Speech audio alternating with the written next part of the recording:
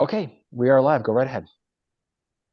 Hey, good evening. My name is Rick Leaf. I'm the chairman of the Master Plan Implementation Committee. This is the February 19th, 2026 meeting of the committee pursuant to Chapter 2 of the Acts of 2025, an act relative to extending certain COVID-19 measures adopted during the state of emergency signed into law on March 28th, 2025. This meeting will be conducted via remote participation.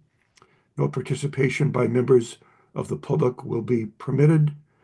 Uh, Members of the public are able to watch the meeting either through the links posted on the agenda or the live stream link through YouTube. Having said that, we'll start by taking attendance tonight.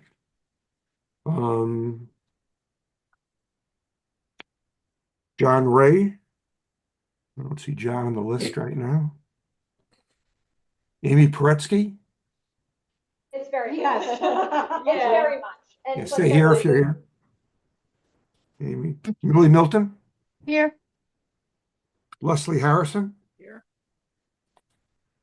I know Paul Cacciatore said he won't be joining us tonight. Fran Baxter. Here. Gene Kennedy. Here. Gene Cahill. Here. Rick Leaf is here. John Campbell. Here.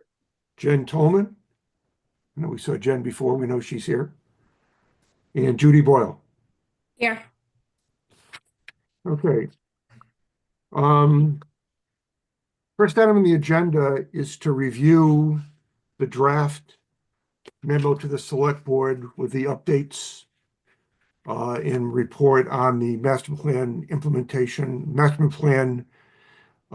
goals and recommendations related to economic development. Those were discussed at our December 19th meeting. Since that meeting, Jean and Lori and I developed a draft letter to the select board. And the purpose of this tonight is to review that letter to see if we want to make any changes. Amy did send in some suggested revisions, which if you haven't had a chance, I don't think they went to everybody in the board. I think they just went to Jean and to Lori and I, so I can review those as we go along. And I think the plan tonight is just to kind of go through the report and see, besides Amy's changes, if there are any others. The goal would be to agree on the content of the report tonight, and then to have that sent to the Board of Selectmen fairly soon after this meeting, based on any other revisions. I talked to Julianne Hirsch, chair of the Select Board. She agreed to wait until we had our meeting tonight to get this letter from us. But we really can't wait until our next meeting in April to finalize it. So the plan would be to spend the time tonight to agree upon the content of the letter, make any changes that we agree to, and then, in the next week or so, send this off to the select board for their review and decision-making going forward. And then to continue on in subsequent meetings tonight and subsequent meetings to review the rest of the recommendations in the plan. So having said that, we might as well just sort of take it from the top. The first page is just summary information. So are there any comments or changes to any of the information presented on the first page of the letter? Hearing none, moving to the second page of the letter, we now get into the updates, recommendation by recommendation. I know, Amy, in your email to us, you had a question about, do we really need to go through all the goals in the letter? I think the purpose of the letter was to really put some context around each of the recommendations. We will attach the matrix to the letter, but we just didn't want to have them just take a look at the matrix. I think the feeling was to provide a little more context and update around each one of the goals. So unless anyone has any objections, I would recommend that we continue to go in the letter goal by goal. I think, Rick, this is Fran. Please. Rick, this is Fran. I think this is a good idea because the matrix can be a little overwhelming. And so this is a nice summary and just bullets of the issues that we really wanted to bring to their attention. So I actually think it's a good idea. Okay. Any other comments or suggestions, or do we have general consensus? Well, this update, this will be sort of the model for future letters we send to the select board. We'll go through each section of the plan, recommendation by recommendation, with a brief update as to the status of the recommendation. Hearing no other discussion here, any comments about ED11, ED12? Amy had a comment on ED13. She added the wording, the design review committee, along with the planning director and DPW director, are in the process of design, installation of cohesive replacement signs, municipal buildings in the downtown. This is being funded by ARPA funds. Want me That to just addition- share mine because it's in red and it just shows up? It's up to you. I have the We just- same letter. I just added my changes in red. Oh, yeah, if you can share it, that'd be easier than me reading them all off you. Yeah. Okay. Let me just, I just have to open it. But sorry.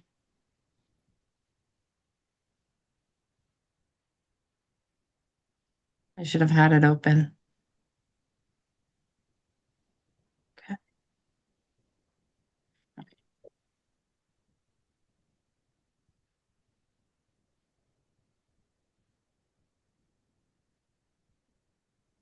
Can you see them? Yep, okay. So ED13, you can see in red, Amy's comment seems to be, makes sense, add some additional information about this particular topic. I wasn't aware of this. So basically, I wasn't aware that when did the select board dedicate ARPA funds to this particular task here? Yeah. A long time ago. I Long don't time have the ago. exact date, but I can find it. Oh, that's It okay. it was during all the opera discussions. And Okay. I don't know if it wasn't too much money. I think the original quote came in at like $9,000. And it's for the police station, town hall, the library. And I think that's it. I think we were going to do the fire station, but they want to do their own sign. So it's a municipal signs and they're all going to be updated and be cohesive in design. Okay. Interesting. Yeah. Okay. Is there a target date when the signs actually go on the buildings? Well, right now they're in the process. It went out to bid and we're waiting for the snow to melt. Scott Charpentier is going to do a cutout of the size. So we're going to see, check the size and the height and the actual placement of where it's going to go, like in front of the library. So it should be pretty soon. We're closing in on it and then it snowed. Okay. But the funds definitely have to be spent by the end of the year. But I think definitely by summer they should be up.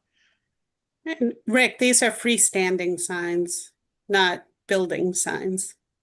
Freestanding signs in front of the buildings. Yes. Okay. Okay. Amy, is this just for municipal buildings? It's just for municipal buildings, but not schools. So like we had a meeting with was it the Friends of the Library? They helped with their design, but they're all the same. They all have the same design, but the police has blue lettering where it says police. The fire was going to be red. Yeah, it's just municipal signs and I think there's only 3 of them.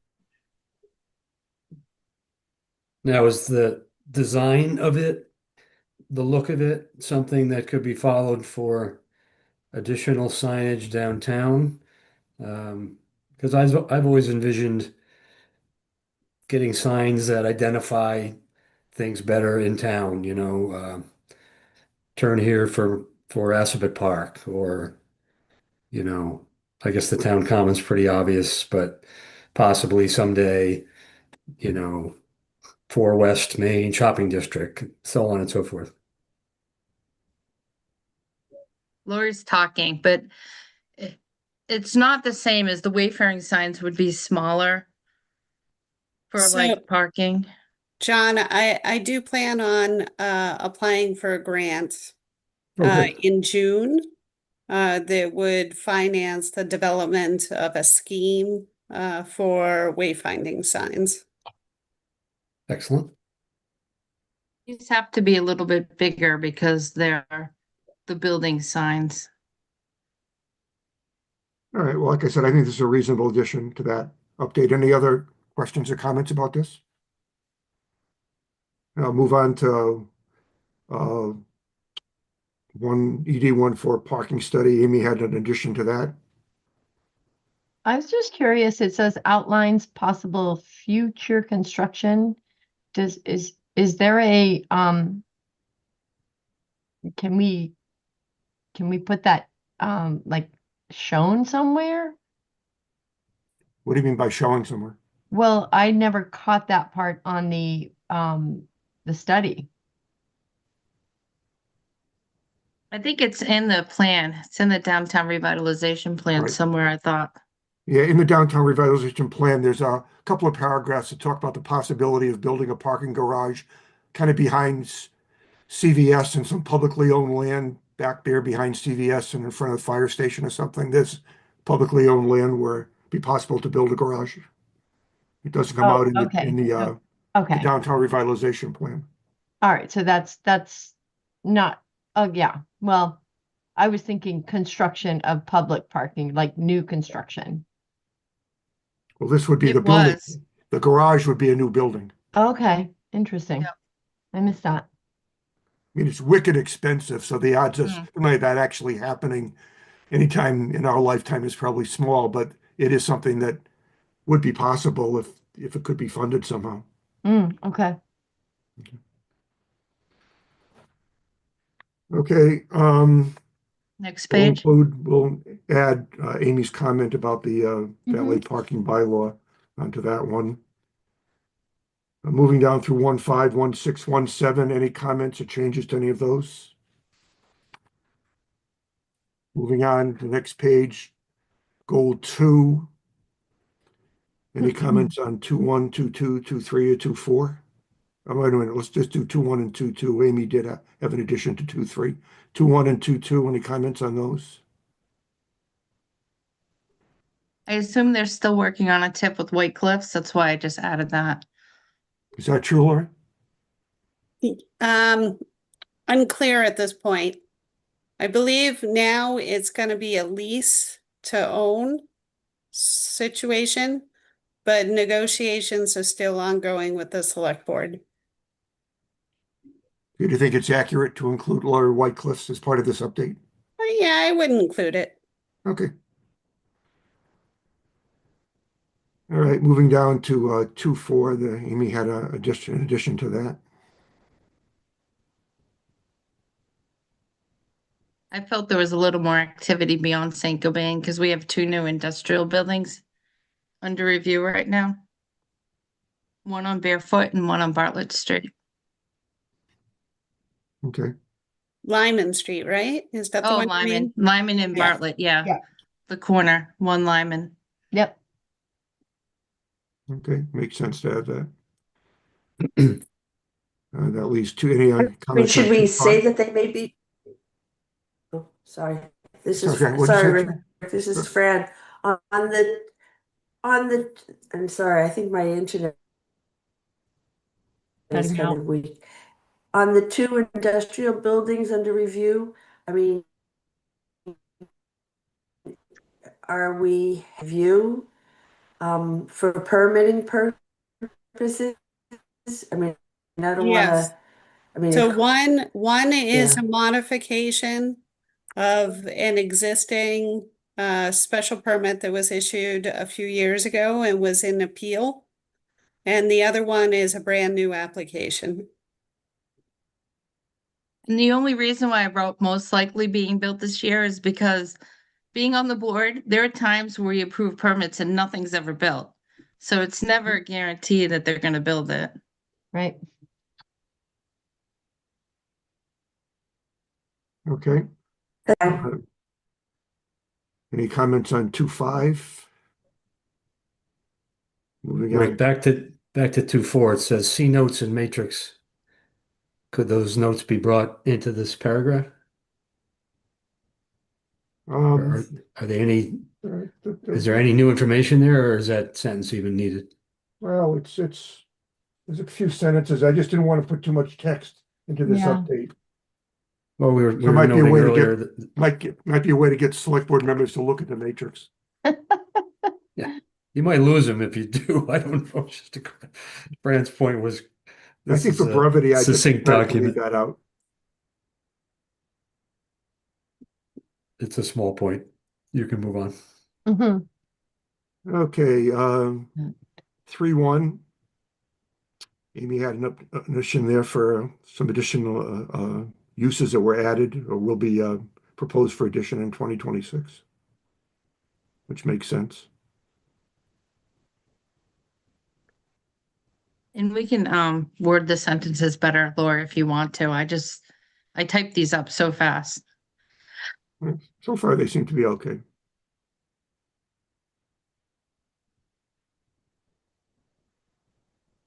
Yeah, so going down to 3.3, I saw something on Facebook about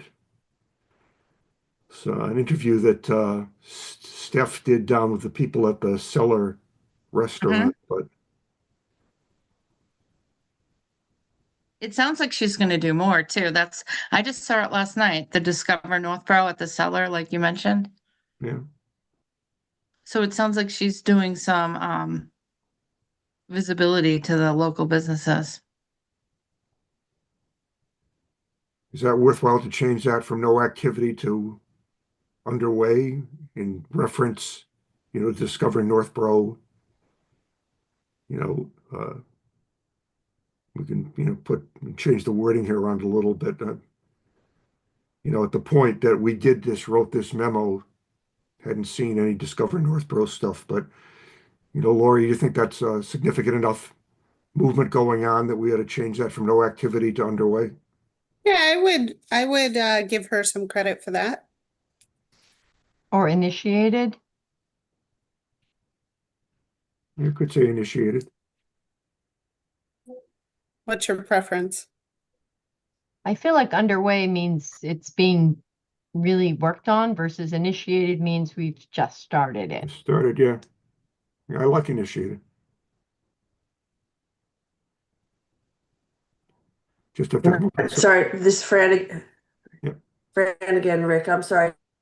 On the ED 2.4, if we're going to add those two industrial buildings, we should not say there's no activity beyond St. Gobain. That would be ongoing also, I would think, I think that's right. Good to point. show that it's not just St. Gobain. Okay, we can change that to ongoing. Good point. Good catch. Yeah. I'll just highlight it so you can go back to that. Just reword it. I'm also, while you folks are talking, I'm editing my version that Amy emailed this afternoon. So I saved my own version. So I'm taking notes, in other words, while you're talking. Okay, good, thanks. Okay. Okay, so we'll just need to, Laura, just come up with some way to word for ED 3.3 to word that, this Discover Northborough initiative has begun highlighting business community, something afterwards we can talk about how to word that. For ED goal 4, I just added the Tugis and Northborough Crossing because I was always wondering how we could play off a Tugis. Like I had friends that worked up at Tugis and they were always asking, where can we go for lunch? Where should we go for dinner? Like the line of people going up to Tugis on the weekends for apple picking could be people that, could also be, you could advertise that they could visit other businesses in town or I just put that under the position the town to attract more visitors. We don't have to have it there, but I always thought you could play off a Tugis to keep people in town, whether or not going out for dinner or headed over to Northborough Crossing. I go to Northborough Crossing once on the weekend and the lines of cars And I think, oh, everybody says we have no economic development in Northborough. Or I hear it mentioned, but when I'm there, it is packed. So I don't know. I think we're doing pretty good, but we can always do better and do more. I wonder if also it would be good to mention the updates to the Motel 6. So it's now the Spark by Hilton. Well, that comes out in On the ED next one. 41. Yep, it's there. ED 41. Okay. So we don't have to put my sentence in there, but I do feel like we have a lot of visitors that do come to town. So how can we expand and get them to visit other businesses in town, you know? Yeah, I see where I you're don't- getting at. I don't think it doesn't make sense to put something in that place. I'm just trying to see if there's another recommendation where that thought could be added. Hmm. Yeah, you don't have to leave my sentences there, but Yeah. it's All right, just, we'll take a look at that and see if there's a place we can integrate that thought into one of the Mhm. other recommendations somehow. Yes, you're onto something, Amy, in that, Northborough Crossing is, let's face it, at the crossing of Shrewsbury and Westborough and Northborough, and you don't get them driving into downtown, or if they're visiting Tugus, how do we get them to come more into town? That's really the vision of what could be there, be it shops or uh, or restaurants and so on. And that's kind of what I think of it as, is positioning the downtown. Yeah, it's basically giving them a reason to come into town. Right. Yeah, to go to C'est La Vie, for instance. Oh, well, it's funny, Yeah. my husband Ubers from the airport a lot, and once he had them drop him off in Northborough Crossing, but the person was wild. They're like, oh my gosh, you have so much hair with all the TJ Maxxes. hmm. So I feel like the people who come here are excited and they want to do more in Northborough. All right, we'll figure out we can figure out a way to get that thought into one of the recommendations. We'll do that. Okay, 4142, any comments? I did have an update for that one. Which one is this? So zoning has been approved to facilitate this through adoption of the multifamily development overlay district, which provides incentives for mixed use. Oh, great.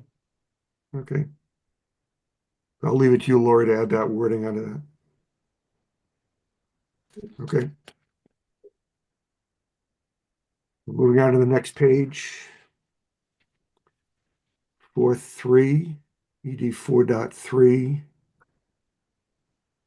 So Amy had a comment here about also a master plan for municipal buildings and space needed in the future. It only came up because I was in the meeting, but they were talking about the sale of 4 West Main Street. And then I heard a staff member saying, well, we're going to have to keep our eyes peeled because 63 Main is filling up. So maybe we should keep a floor or two of 4 West Main Street for expansion. And I thought, wow, that is a great idea. Like, what if 4 West Main Street sells? And then there are certain departments that need space. Where are they going to go? I don't know. But I was wondering, someone asked me once, is there a master plan for the future of municipal buildings and municipal offices? Hmm. Well, Do you think that didn't we do this- a town hall study? We did do a town hall study. Right, but they said they were running out of room, so. And that town hall study said to use White Cliffs and expand on it, but that's not what we're really gonna do. So this staff member actually had a great idea of using a couple floors of 4 West Main Street along with 63 Main and then leasing out the rest of the building. And I thought, wow, that is probably a good idea. But town hall feasibility study examined 3 buildings, correct? The current town hall, 4 West Main, and White Cliffs, right? Hmm. Without so. Yep, and the current fire station. Oh, that's right. But it Yeah, didn't I was on that really, committee, yeah, yeah. and yeah, it was the four buildings, and yes, we, after about a year, the recommendation was White Cliffs, and that's not gonna happen, so. So since they're selling 4 West Main Street, is the goal to stay in 63 Main? I don't know. Well, maybe then to Amy's point, instead of saying no activity to date, we could just say, there was a feasibility study done and, listed, because at least that has some valuable information on it, even though we didn't act on the recommendation. But there certainly was a lot of research on the pros and cons of the buildings, but at least reference it in some form or fashion. I added that. So a town hall feasibility study was conducted of 4 municipal properties, the current fire station, current town offices building, White Cliffs Mansion, and 4 West Main Street. So if we want to change this from no activity to date to underway, you could make that comment, but also add, and this needs to be extended to other municipally controlled sites or publicly controlled sites that weren't included in that. So that the point of this was that for all of publicly controlled sites, both developed and undeveloped, there'd be a master plan. So we could say that the first step towards that was what we're going to call it, the town hall feasibility study, but that needs to be expanded to include other municipal sites that weren't included in that study. How about this? So after that sentence I just read, this should be followed up with a master plan for municipal buildings to determine the long-term needs for municipal space in the future. Yep. That would be good. That's good. Change the status from no activity to date to underway. If we're going to basically say that the town hall feasibility study was the first step of this. Yeah, and we had hired, we had our committee, we interviewed several architects. We selected one. They did the study. So we own that study. So I don't know if it makes sense to mention it here, but it's a terrific resource as we go with this. I can dig it up and share it with whomever would like to see it. It's an analysis and best use of each of the 4 town-owned buildings that we were considering for town hall. Okay, well, I think for the purpose of the update here, I think if we change the status to underway and then add that verbiage that Lori just read back, I think that would do it as far as the update in the letter. Okay. LU 1-2, I just made a note because there were a couple that we had determined that were under the planning board purview. But I was running around, so I didn't go back myself and read the matrix. So I didn't know if this was one of them. We could change the update, say it could be undertaken by EDC in conjunction with the planning board. Probably, yeah. Okay. So we'll just add that verbiage, Done. or in coordination with the planning board.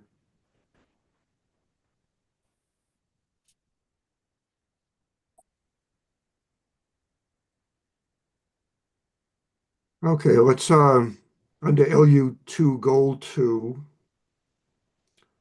just sort of lump together 211 down through 227. Any comments or questions or updates to any of LU211 all the way down to LU27? I can see that I've got some typos there. It really should say LU2. Where are you? The mistake. So it says land use goal 2 downtown. And it should say LU Something's wrong with, this must be a dash missing. I guess in the first one where it says LU, there should be a dash between the LU and the 2 in the first recommendation under goal 2. All the So rest it have, should be LU 2-1, right? so are the other ones all wrong? That they should all be, I think it's 2-1, then 2-2, 2-3, 2-4. yeah, so maybe the dashes have to come out. Yep, that fixed that. And the one, yeah, and then the one after, so it says LU 2-1-1. So that second -1 comes out. Yep, It got just it. says LU 2-1, and the other dashes come out. Okay. That's all just. All right. Any other changes to any of those recommendations or the text of any of those recommendations? Mm-mm. If not, then we'll go down. Amy added some wording under 2.8 to. It's kind of a repeat. So whether or not you put it in there, it's up to you. It was part of downtown enhancement also. Trying to have the cohesive signs. Yeah, we can leave it in there. We mentioned everything else that money's been spent on. So even though it was mentioned above, we can mention it again. Not a problem. Okay, we'll leave that in. Okay, moving on to land use goal 3. Under LU.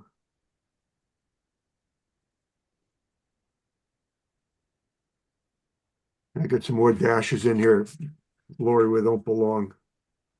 That should be LU 3-3 without a dash in between the U and the 3. I guess we can take those out.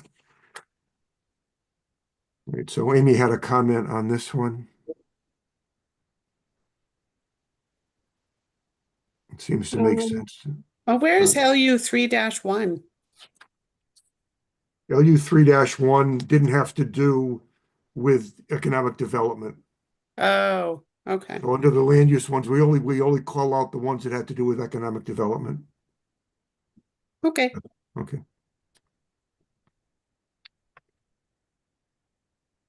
So I think Amy's update under 3-3, makes sense, provide some more detail around what's been going on there, what's going to be done in 2026.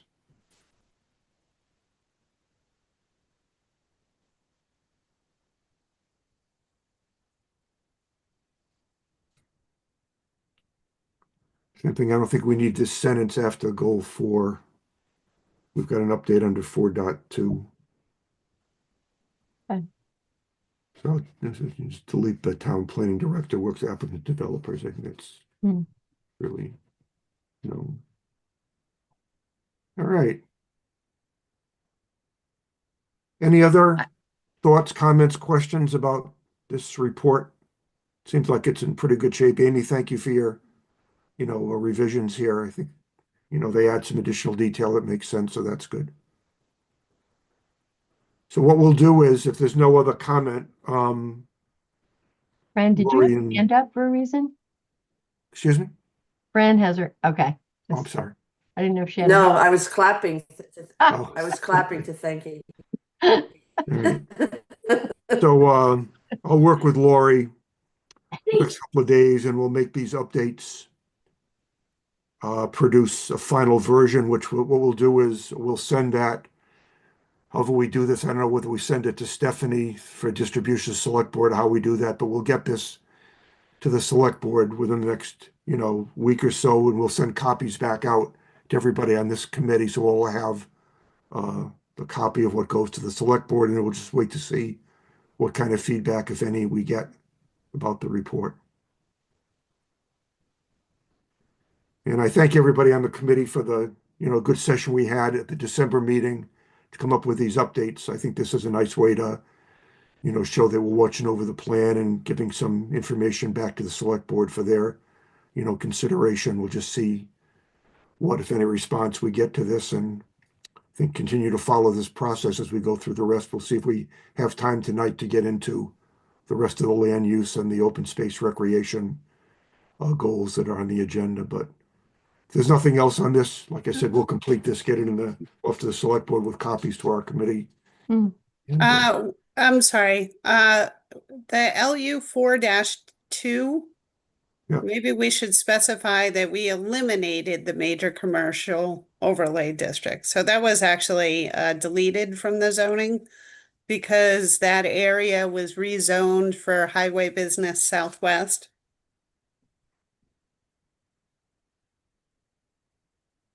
Good catch on that, Lori. if you want to add some wording, more current wording as to what's going on with that.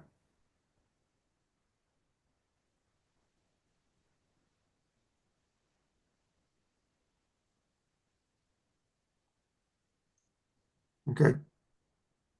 I'll leave it to you to put in what the appropriate wording is for that.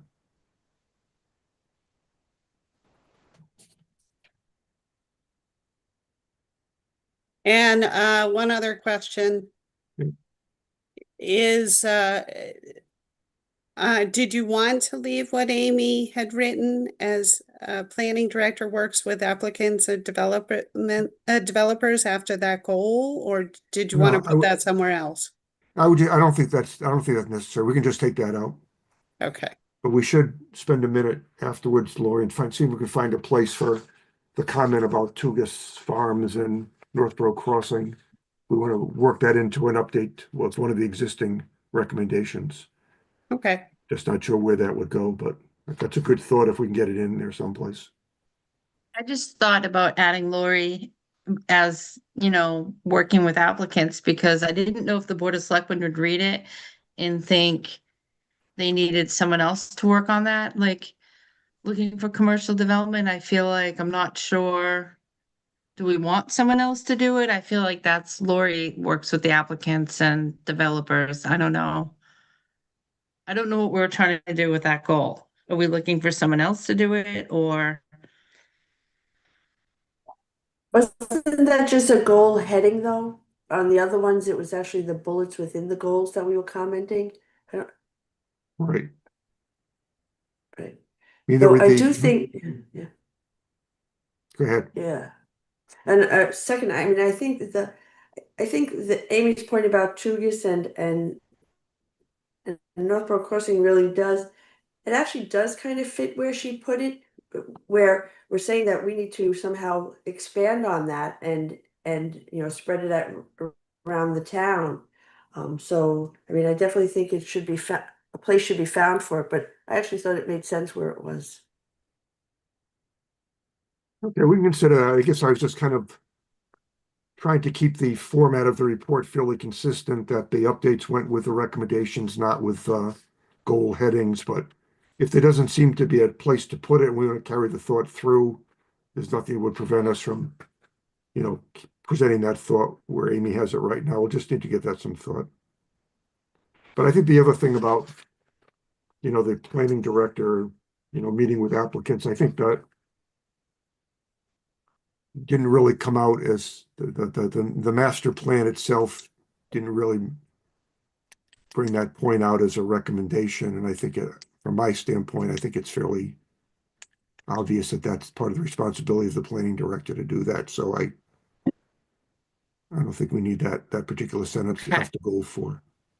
I just didn't know if by mentioning it there without anything after it, it meant we were looking for someone to do it from the Board of Selectmen. But I mean, that's just a heading was for just that the way I particular read goal it. in the plan. The only economic development recommendation, related recommendation that came out of goal 4 happened to do with a major commercial overlay district.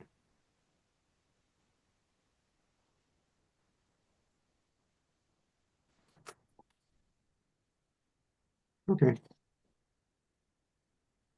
Once again, thank you everybody for your participation in this. I think you've got a good report going to select board with that. We'll clean that up and get that done fairly soon and get it off, like I said, with copies to everybody on the board here. All right, so next on the agenda is an update on Blake Pierce Streetscape Improvement Project. Go ahead, Lauren. Okay, yeah, sorry. I was finishing up this. So let me go back to where you guys all are.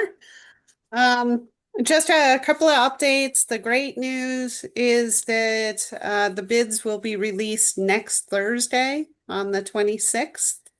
And they are going to be due at the end of March. I think it's also the 26th. So the bid documents will be available on the municipal website starting next week. There were a couple of changes that resulted from comments received from the railroad. The most notable thing is they they told us that we couldn't have our trees in the grass strip that is between the municipal parking lot and the railroad tracks. They don't want any branches within their right of way. So it was impossible for us to find a tree that was that narrow. So instead of doing trees, we're doing decorative grasses in that area. We did move one of the trees from that location to the opposite sides, so to the park itself. So if you're looking at the memorial, it will be to the right of the memorial. So there's like a just a grassy area. It looked like there was a tree missing from that area, so we stuck one in that location.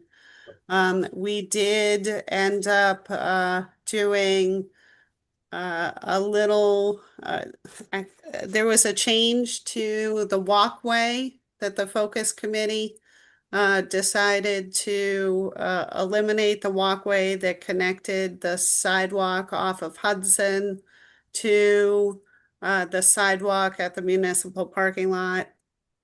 Because there was a feeling that the park was too small to be able to accommodate that sidewalk.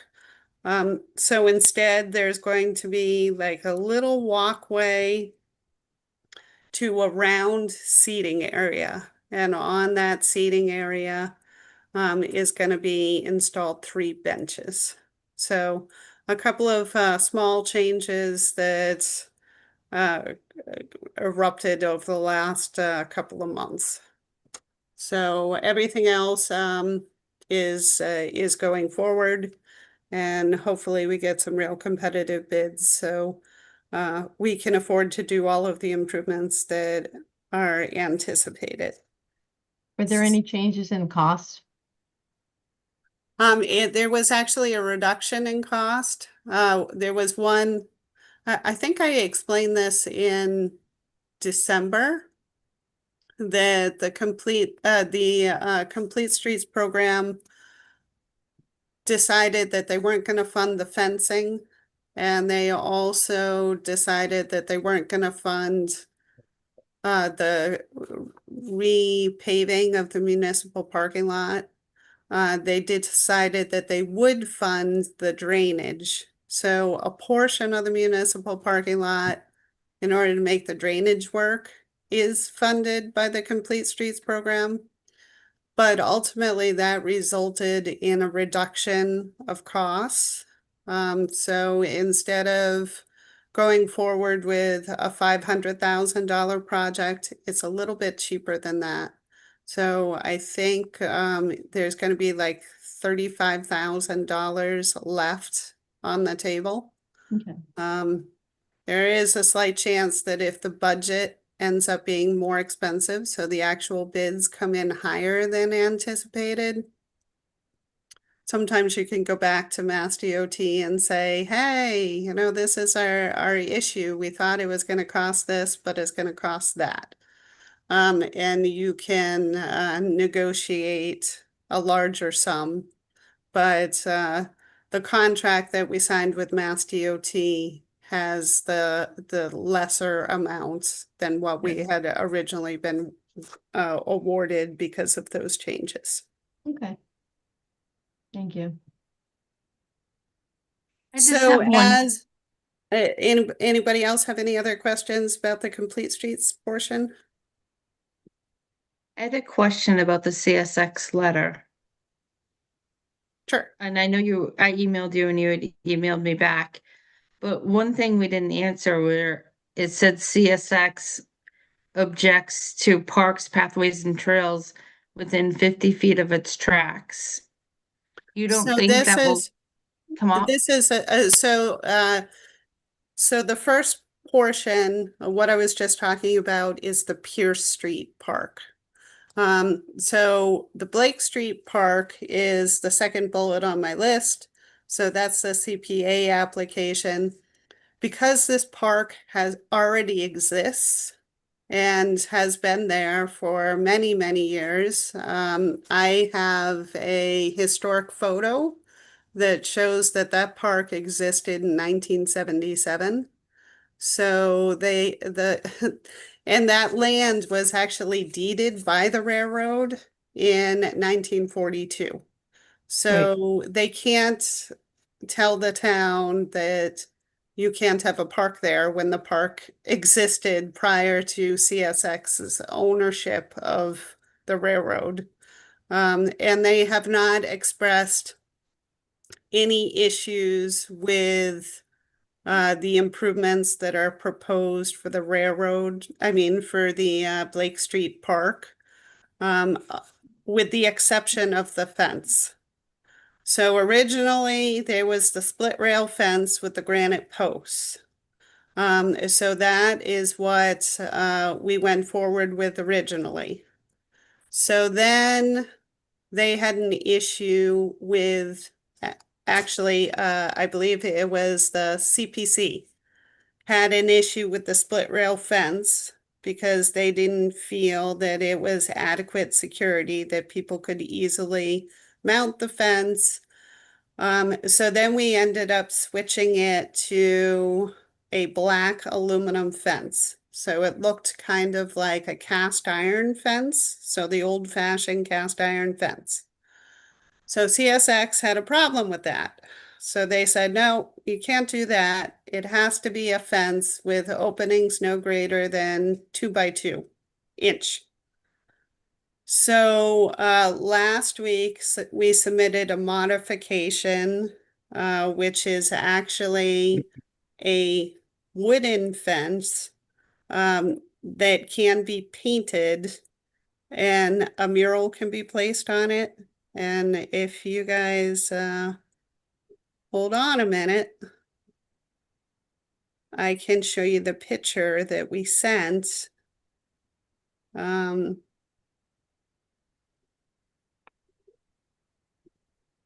Just bear with me a second.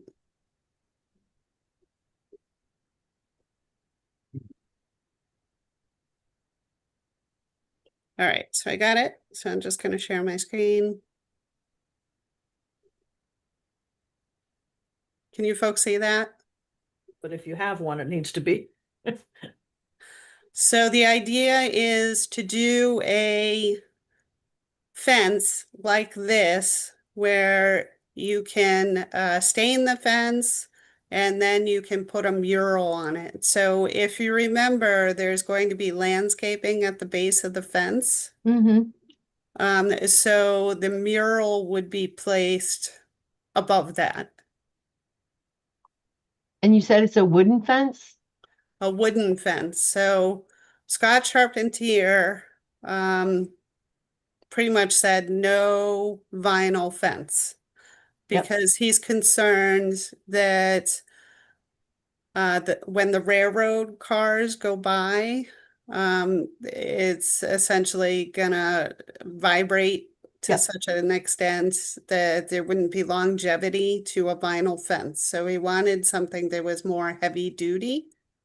And so I did some research online. I was looking for something that was aesthetically pleasing that you could also paint on.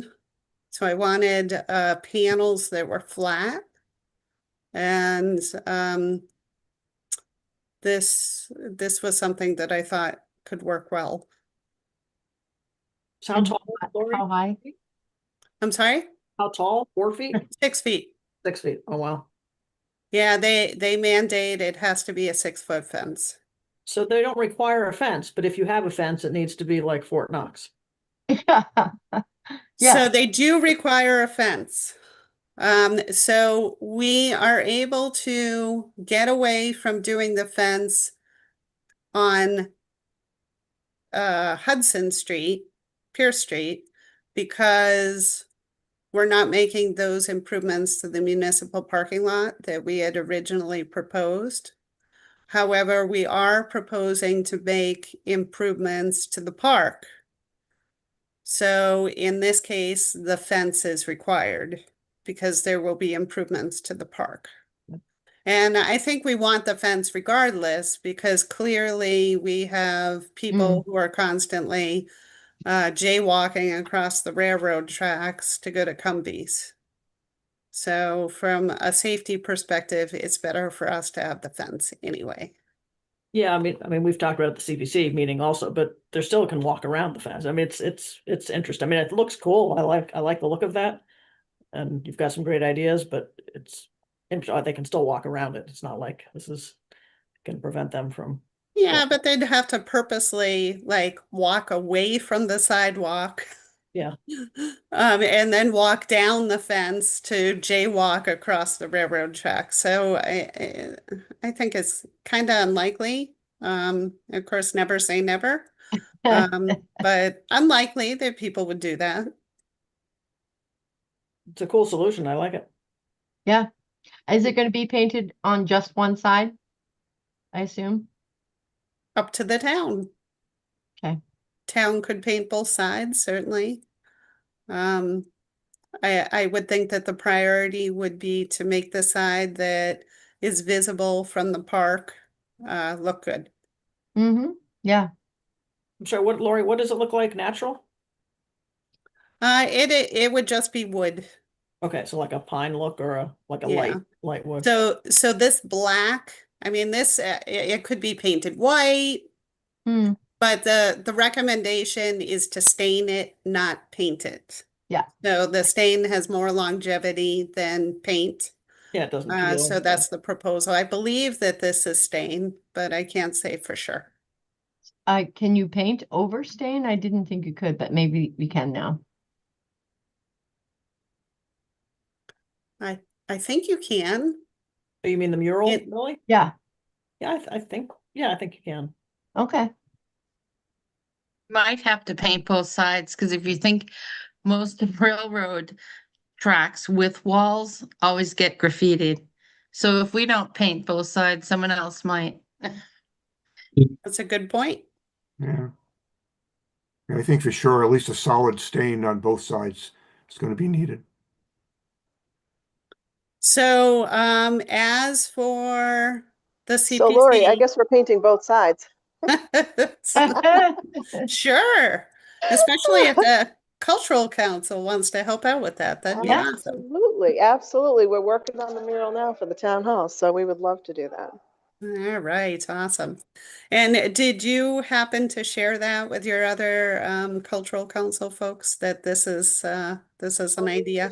I did. In fact, I just asked them if you can paint over the stain, and there's mixed reviews in the room. So we're going to do some research and see about that. But because as I was listening, I asked the group, and I showed them the picture. So If worse comes to worse, maybe we could just, I mean, if we have to paint it, we could just paint the panels that are going to have the mural on it, and then the rest can be stained. I mean, a solid stain can be any color too, so you could be painted with solid stain that are different colors. Yeah. Yeah, we'd have to sand it and then to make Yeah. sure it doesn't bleed through. But we'll figure it out. We'll find somebody who knows how to do it. I like that, Jen. Yeah. As Terry's got the computer open, Googling it now. All right, sorry. Thanks, guys. Oh, no, So appreciate it. then, as far as the CPC application is concerned, the CPC did have some concerns about costs. So as a cost saving measure, this side would instead of having the vertical granite curb, there was a discussion about doing berm, but that really doesn't hold up very well.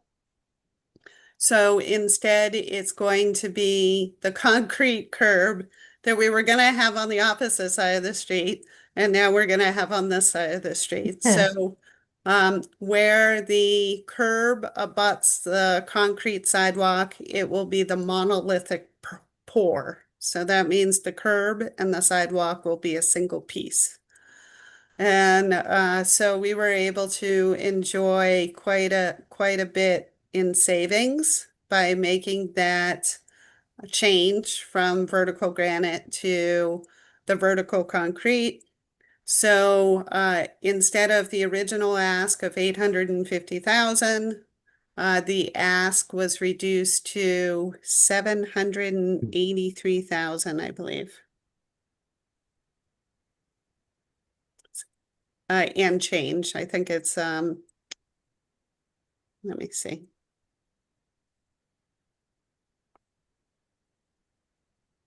Actually, I got it right here.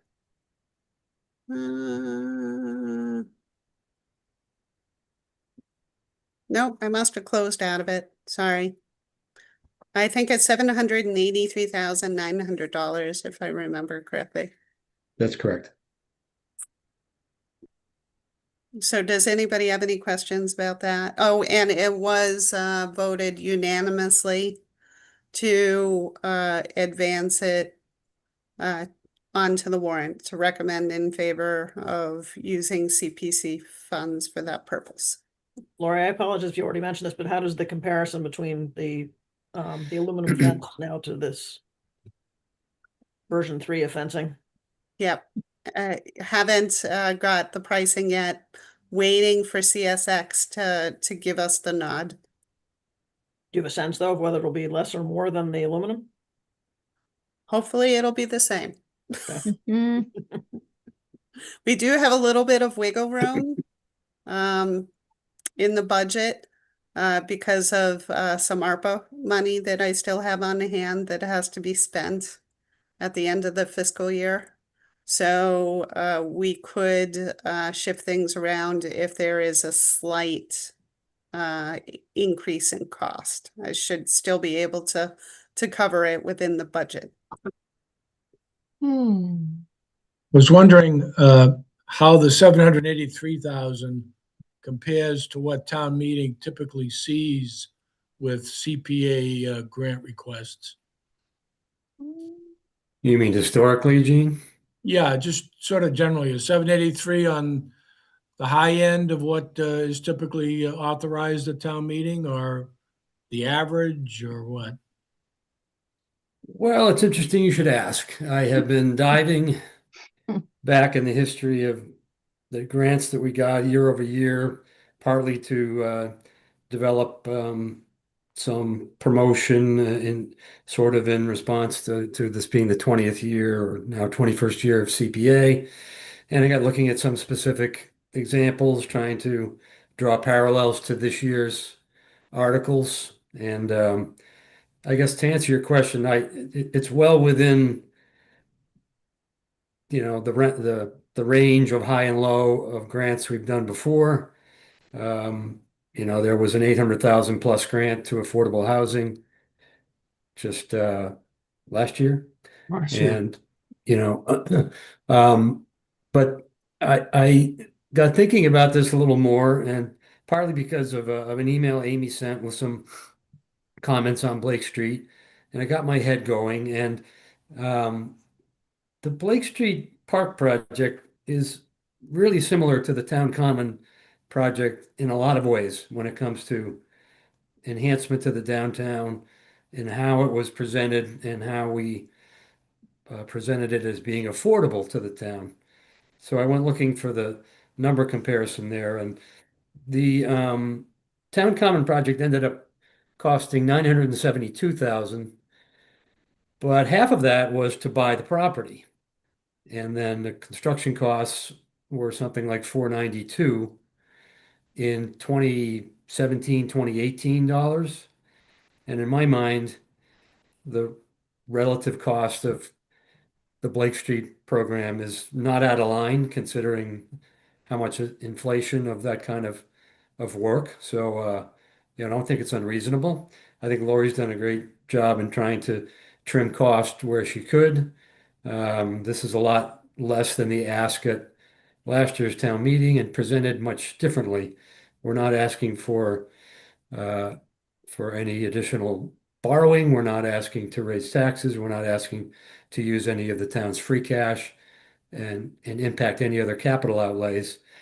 That this is very affordable within the CPA reserves and revenues. In fact, most of the cost of this project in the Warren article will come from the so-called unreserved fund, which is basically the savings in CPA that is not already designated to one of the three core areas.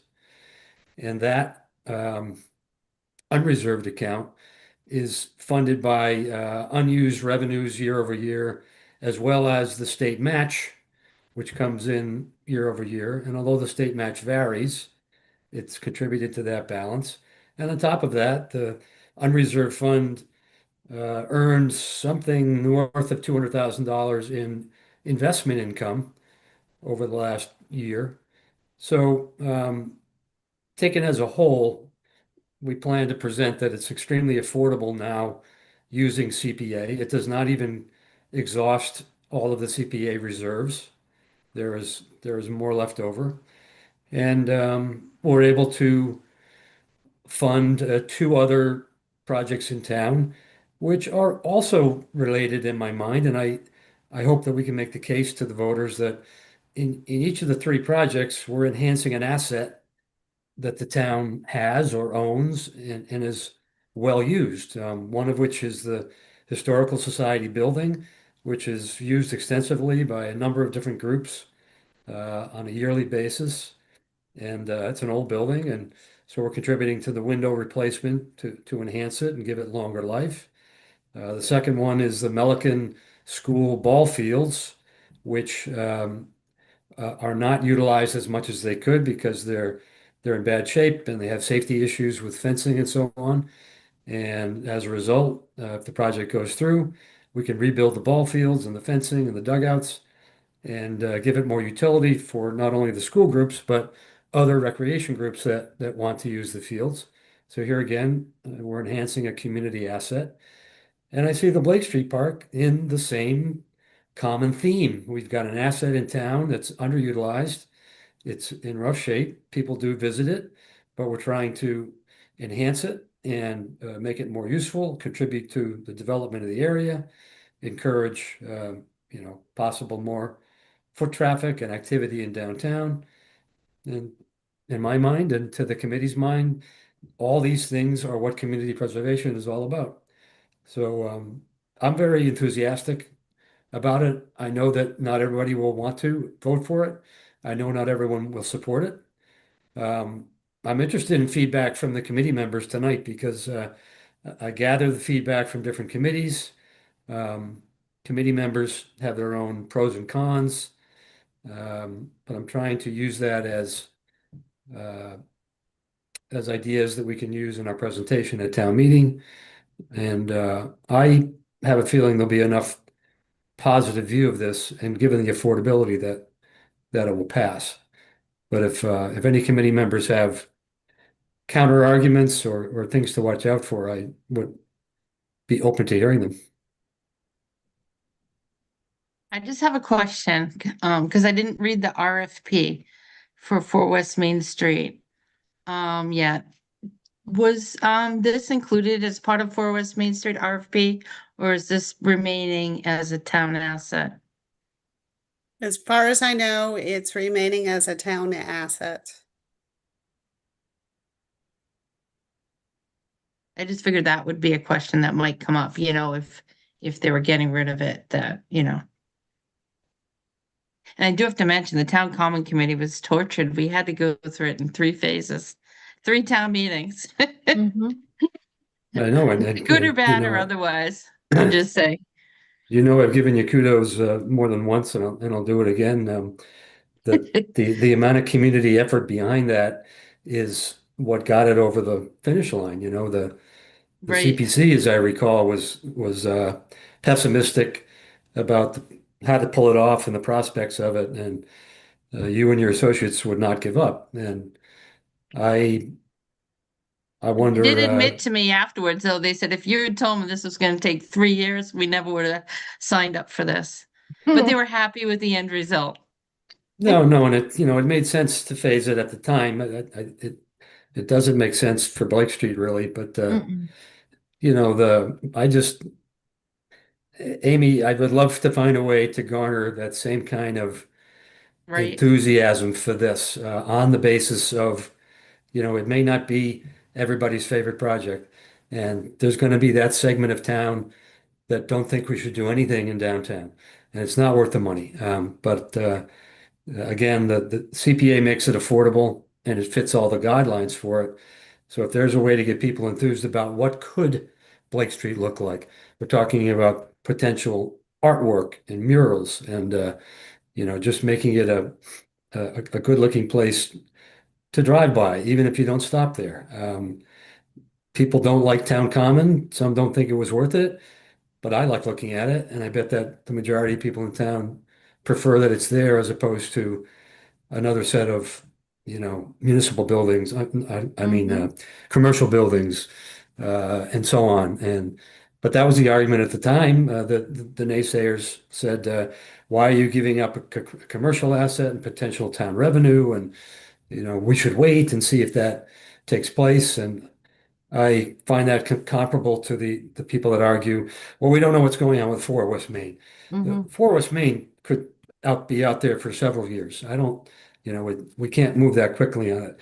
I just can't believe that the fact that there might be an enhanced parking lot and park and community asset next to 4 West Main would not make it more attractive for a developer or, for that matter, a potential business that might lease space there.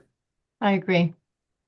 I think it's going to be important as part of the presentation to make sure people understand where the community preservation money is coming from and the lack of impact on tax rate, what the money is designated to be used for. What didn't happen with the town common was the town never voted against the project at a prior town meeting. What we keep hearing, certainly some members of the select board continue to rehash the vote that came at town meeting last year when we tried to use free cash to fund this, and it got it voted down fairly substantially. And so the pushback we keep hearing is, what are you guys doing? The town already voted overwhelmingly last year not to do this. So what is this coming back again for? Yeah. So part of it is to explain why it's coming back again, but also to make it clear that if the objection to it was basically people's concern about money and the impact on their taxes and what municipal funding is being used for, that this type of funding source is radically different from that. And that if in fact people do in the whole want to see the downtown improved and beautified and become more useful, that this is a step in that direction that doesn't raise the same issues financially that were raised last year.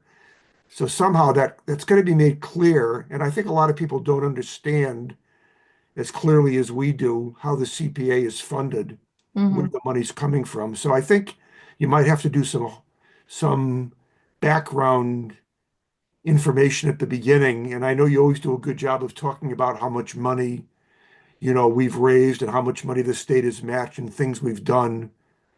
But I think you also need to make it clear this is not, it's tough to say it's not tax dollars because people are paying a 1.5% surcharge on their taxes to raise this money. But the fact of the matter is that if in fact this article is approved, no one is going to see any of their municipal fees or taxes going up. And so somehow that's going to be made clear. And then on top of that, a lot of things you talked about how this furthers, what is the town residents have said for years and years through multiple master plans, that there's a desire to improve, beautify, and make more useful the downtown. And this is Right. just a response to that. And the reason it's coming back again is because there was a different way to fund it that wasn't particularly available or considered last year. I'm kind of spitting on myself, but there's going to be part of the negativity is going to be, we already said no. So what is this all about? But I think a And lot of John, people probably Well, would that's, not have said no last year if it was funded differently. John, you mentioned the other two projects, the windows on the Historical Society building and the Milliken Sports Fields. Have you, perhaps for my own edification, will you present those three projects as one to the residents? Like, see, we have enough money to do all three of these projects. And the reason I ask that is, some people will be like, as long as there's enough money to do the Milliken Fields, you can do whatever you want with the are you at that point that you can discuss that? Because it might make a difference on presentation to the residents. No, I do plan to, as we usually do, uh, tell people how much money is available, what the resources are for the current year.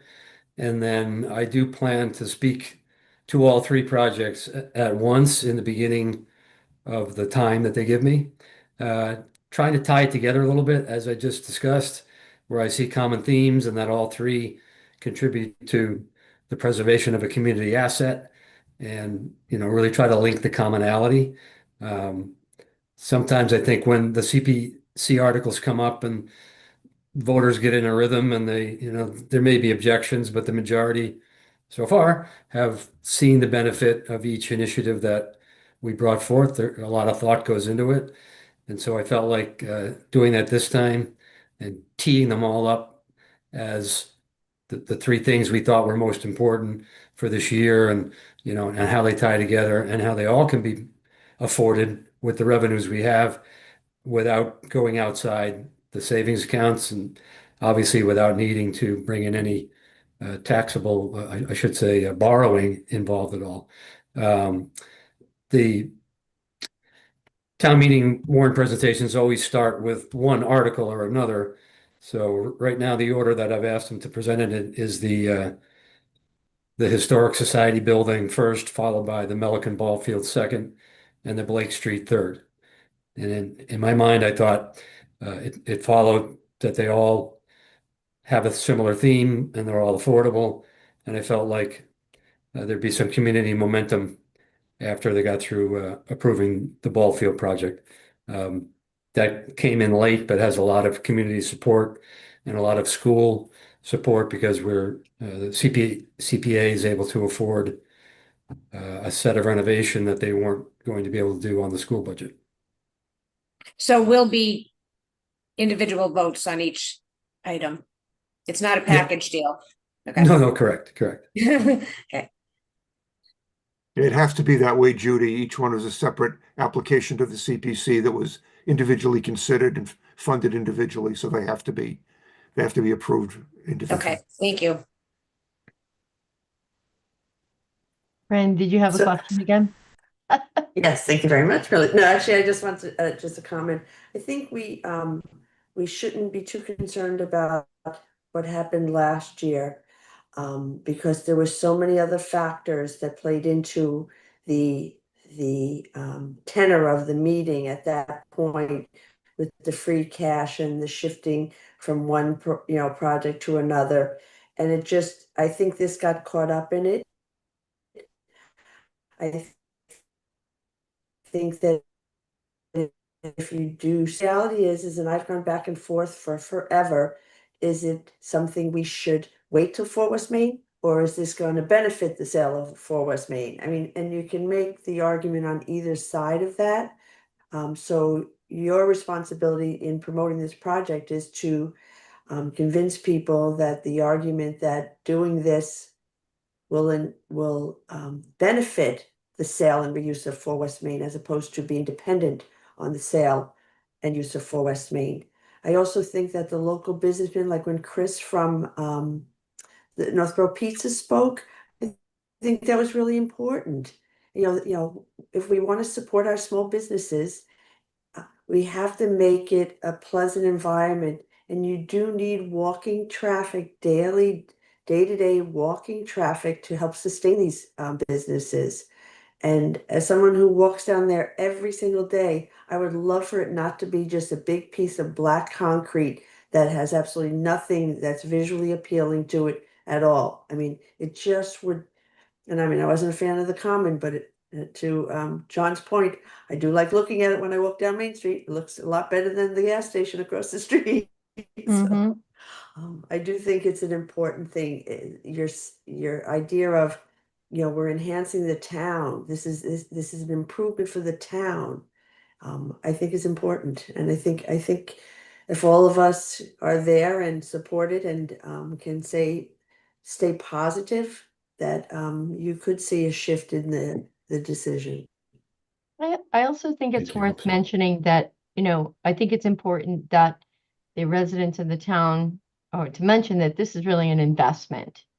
And I feel that if businesses don't see town residents investing in their downtown or in their businesses, then a business really isn't going to be that interested in coming. But when you see investment in your municipal areas where you can make improvements, I think it's a huge message to other businesses and other, residents saying, hey, they're making some steps to improve what they got going on here. Hudson started with 1 or 2 things, and it just, took on momentum. Thank you.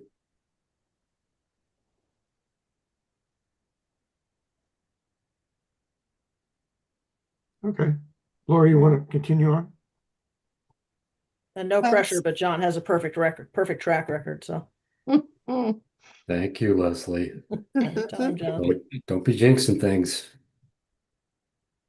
So the next item is the Mass Trails grant. So I did submit that grant application. It was due on February 2nd.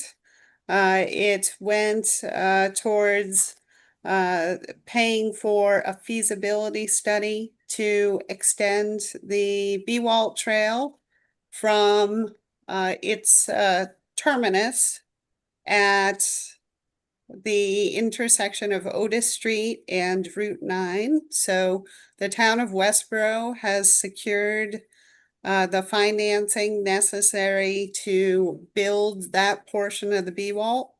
So they're as part of a large intersection improvement project. So on Otis Street, they are going to be constructing a 5-foot sidewalk on one side of the street, and then this 10-foot wide shared use path on the opposite side of so the Northborough side of Otis Street. And they're going to bring that through the intersection itself, and they're going to terminate it just shy of the Northborough town line. So the idea would be to bring it, and that is currently out to bid. So I believe the construction is going to begin this spring. I'm not quite sure how long it'll take to construct that project. It's a big project, so it may take longer than one construction season. So this feasibility study will look at the alignment, look at a few different options for where it can go, look at what the costs will be, what the construction costs will be, as well as the long-term maintenance costs. And the idea is to bring it through Northborough and end it just over the Shrewsbury town line. at Nursery Drive. So the town of Shrewsbury owns a 6-acre parcel, which includes the old trolley alignment. And that parcel has frontage along Walnut Street and Nursery Drive. So hopefully we will get the money necessary to hire a consultant. I did get a scope of work as well as a cost estimate from PAR Corporation, who does these all the time. And so I'm pretty excited about the project. We were able to get some great support letters, including from the Friends of the Bee Walls, is a Westboro group, as well as the town of Shrewsbury. So this is a regional project, and they do tend to score pretty high on grant applications such as this. So it will take a few months, as always. It takes about 6 months to hear from these funders. So best case scenario is I should hear in July, August timeframe. And it would have to be completed within the fiscal year. So that would mean it would have to be completed by the end of June of 2027. Where is Nursery Drive? Um, Is that where there was a Shrewsbury nursery down there on Route 9 that went out of business? Is it right there? it's beyond that. Yeah. So the alignment actually follows alongside that property. So I walked the entire alignment with Don Byrne, who many of you folks have probably heard about. He's been making the circuit, giving presentations to various town groups, including the select board, the Trails Committee. I think he went to the Open Space Committee. He went to the Planet Board. So he has really been great at pushing the project forward. So he and I went on a walk of the entire alignment. And the exciting thing is that the alignment is very evident in the area between Route 20, the Route 20 crossing, and Nursery Drive. And it's vegetated, but there aren't any like big trees. It's pretty much just saplings along that corridor, and it is raised, so you can see exactly where it is. So I don't think it would be a huge, heavy lift to build a multi-use trail in that location. Some other challenges, of course, we are interested in using the Mass Highway driveway off of Route 20, which is nice. It would get the multi-use trail off of Route 9, which would be great. It would be a more attractive and peaceful bike ride for folks rather than going along Route 9. So I have been in discussions with Mass Highway, and they do have a pedestrian and bike coordinator who actually I know our paths have crossed a number of times over the years. So he is enthusiastic about working with the town on this project. Sorry.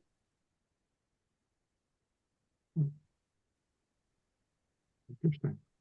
Any Yeah, That's really questions? good. That's good that you have that connection and he's enthusiastic. Yeah. And there's a reasonable way to handle crossing Route 20 where Is there a way to 29 handle come Route together. 20 crossing? I mean, that Mass Highway thing comes out just a little bit, comes out sort of just past Route 9, just I guess it'd be north of Route 9 and just south of where all those left turn lanes are to go into Northborough Crossing. So you'd have to somehow get across Route 20 there to continue on towards Shrewsbury.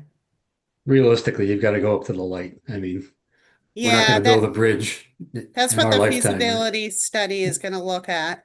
So there is, right before you get on the on-ramp, there is a potential crossing. But of course, there's no light there, and I don't know if it would be safe. I mean, you definitely need to have some sort of, um, flashing pedestrian crossing light in order to make that happen. Probably the safest way to go would be to the existing signal system over by Northborough Crossing. Yeah. But we'll find out. We'll see what the feasibility study determines. And that would probably be the best place too, because then all the people from Avalon could easily get onto the path if they want to go over to the train station or over to Walmart or something.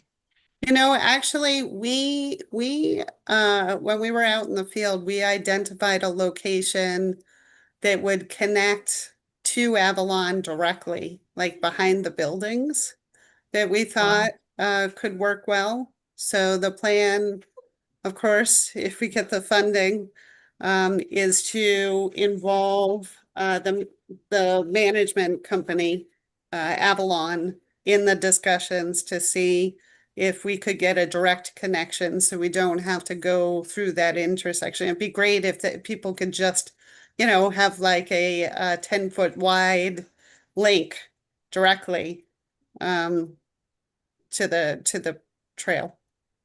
Seems like that would be a selling point that Avalon could even say, we're on the trail.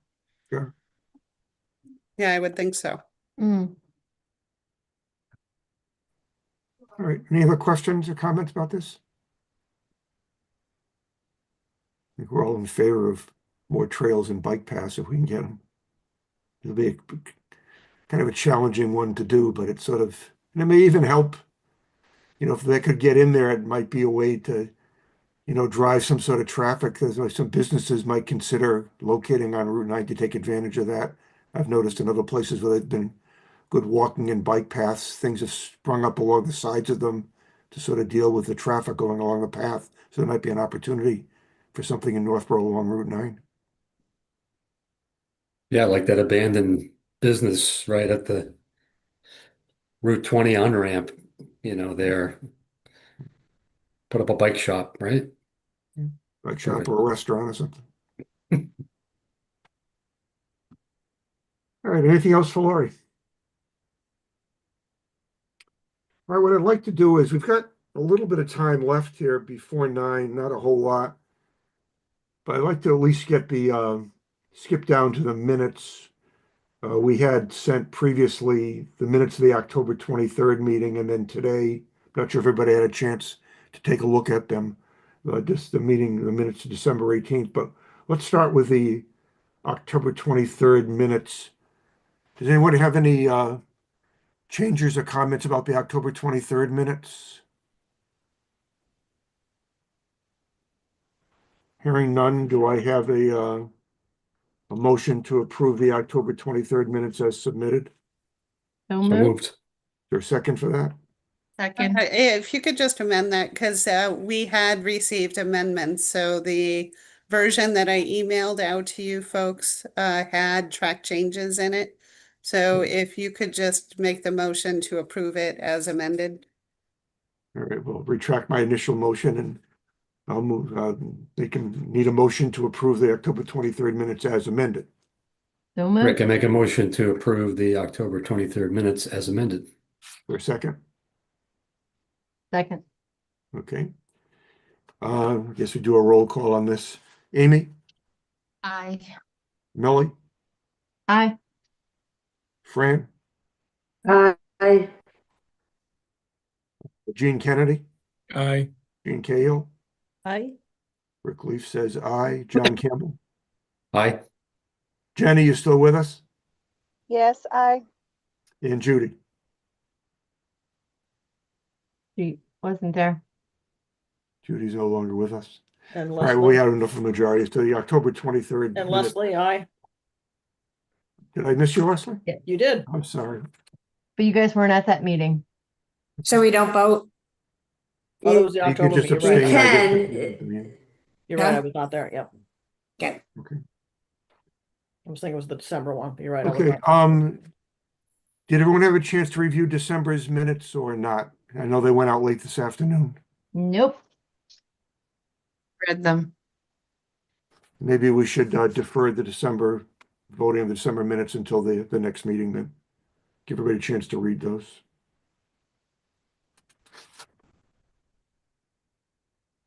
All right, why don't we spend a little bit of time on the next set of recommendations? The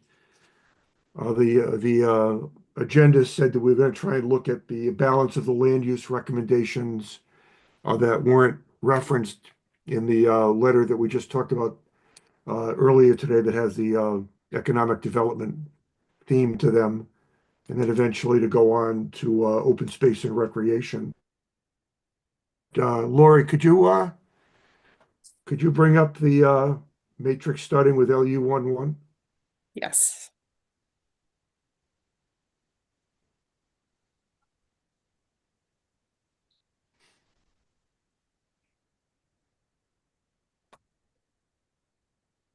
You, I'm seeing 2.8 right now. Can you get it up to 1.1?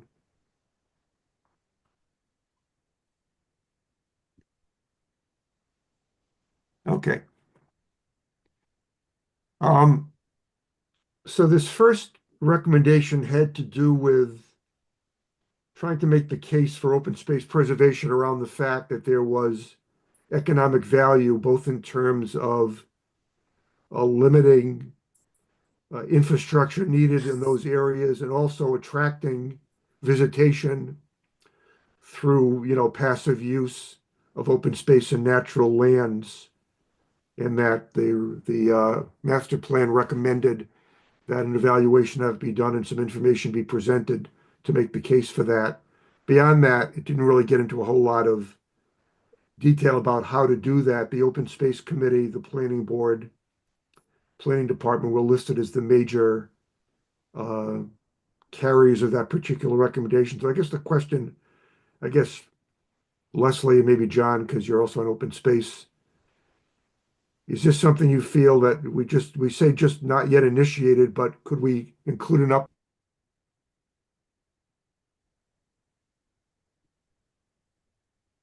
go about quantifying economic benefit, economic value of open space and natural land?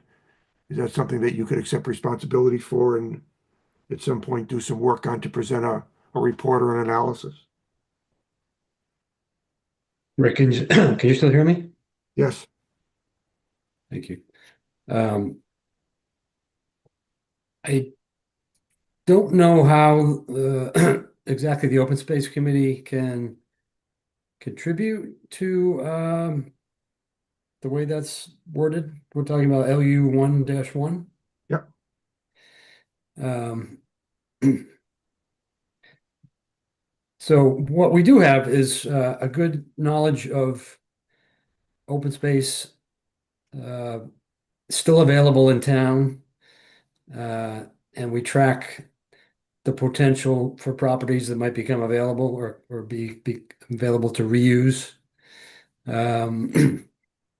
But we've never, I guess, associated that with the relative value, other than the fact that the Open Space Committee sort of always is advocating the pitch that where we can add to open space where it makes sense, contingent with other conservation land, for instance, contingent with existing parks or growing existing parks, and just reducing the chance of major development that would tax town resources. We sort of are always looking out for that, but we haven't quantified it. But in support of the goals, the committee continues to look for those opportunities. And I think in the last couple of years, in particular, maybe the last year when Vinnie Vignali was still with us, he helped put together a database that is giving us a tool and the future committee members a tool to keep track of where the opportunities are and which ones to focus on. And we conduct outreach to the landowners and encourage communicating with the town. That is bearing a little bit of fruit. Yeah. Was that helpful? Briefly talking about this. Ashley knew what the cost of community services studies was because she talked to me about it once. But I think it's something you'd have to hire a consultant to do. I don't think it's something the open space committee could do. Is it She something? thought it was a good study, but I think it's an actual study that somebody does. I I would could think it ask would, her. yeah, and I would think it would apply to a community in a different stage of its development. For instance, go back decades or pick another town where there hasn't been a massive amount of development of the available areas. And there you make the case for if we preserve the land, we get X benefits. If we allow development, there are costs associated with it that the town must address. And I think that's what we're talking about, weighing the cost of development to a town versus the benefits of open space. And that's always been the argument. Um, so I don't know that it's as, as much applicable as far as, quantifying it. I was going to agree, John, and say perhaps this item is not applicable, given just what you stated about, this, how Northborough isn't really building, open space properties as much as we're acquiring additional contiguous areas, but not really needing to set aside areas that way. Right. And the good news is that we either own or have conservation restriction on many beautiful parcels that otherwise might become neighborhoods, right? Well, maybe, John, could you maybe think about 2 or 3 sentences of text you think would be appropriate um, to sort of put here as an update? And if the feeling is that at this point, for where the town stands, the feels that this, study isn't necessary, but there are other things that the Open Space Committee is tracking that, sort of is in the spirit of what this is talking about. We could provide it as an update, and we could maybe change the status from not yet initiated to, we can, and not needed or will not be done or something. I'm not sure what the right status would be.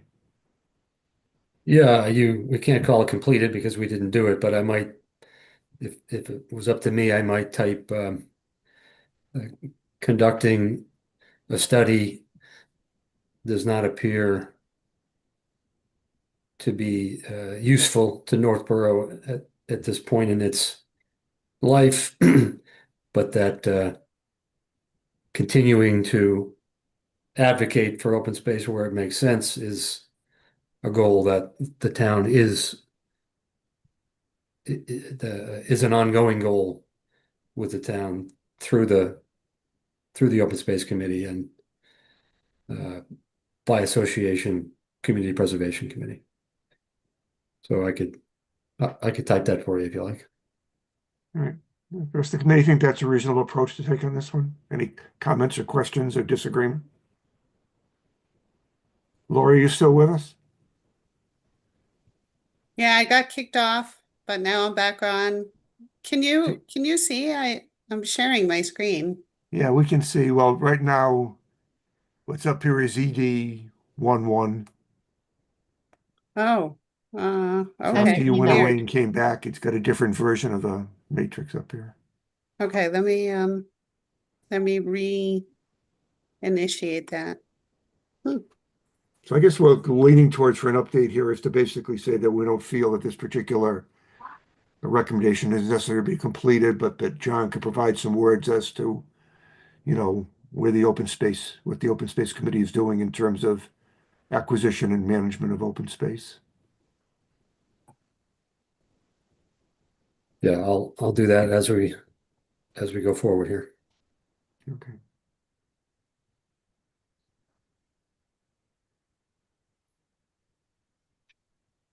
And we just need to get the thing moved over to the left. We're on column D right now. Mm-hmm. You can't see what I'm typing? Yep, we can. Okay.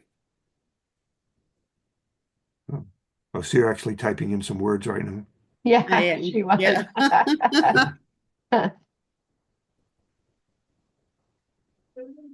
I said this is not a priority for the OSC at this point, but the OSC is committed to pursuing open space protection. JC will provide text. Okay. All right.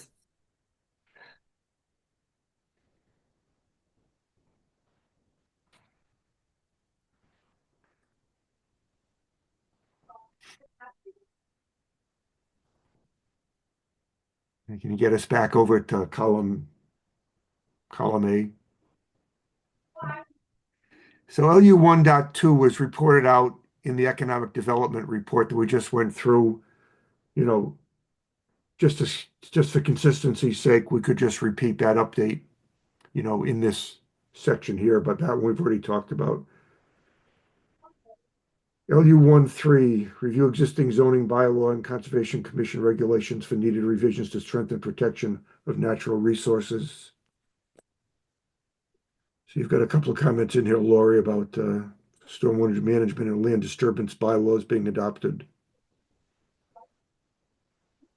Anybody Also have any other updating, ideas or suggestions? we're also updating the definition of open space this town meeting. Right now, our definition of open space includes driveways. So if you wanted to pave your property and say, count your driveway as open space, if you're a commercial development, you could. And other towns don't do that. Other towns open space, you're not allowed to use your driveway as open space. So we're updating the open space definition to take out driveways as included as open space. Oh, okay. And I think it's important to have some open space on properties versus all pavement.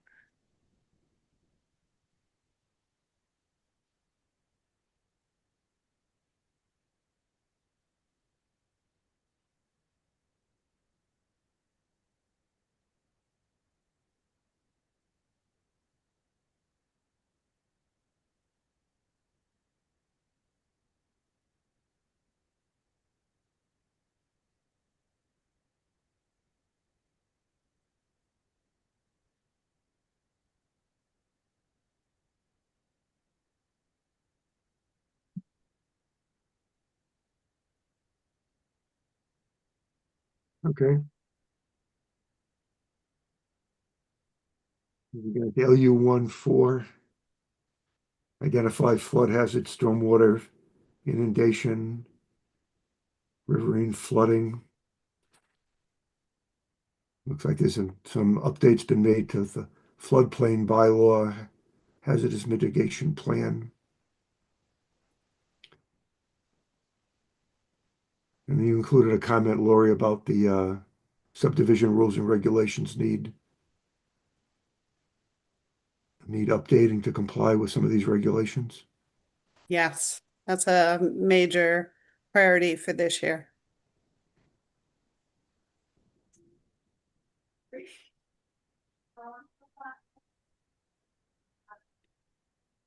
Any other changes or updates to any of the other texts included in the matrix about this?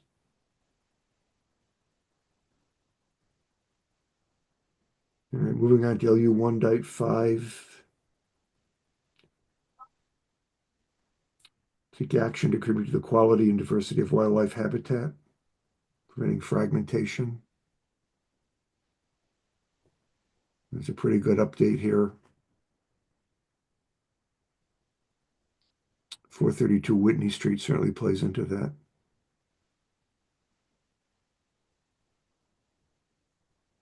Any other suggested comments or updates that we should make to LU 1.5 besides what's in the matrix already?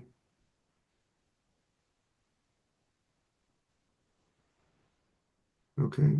The next one is that there's an error in the matrix. It's missing LU. It says LU 16/26. LU 16 has to do with us.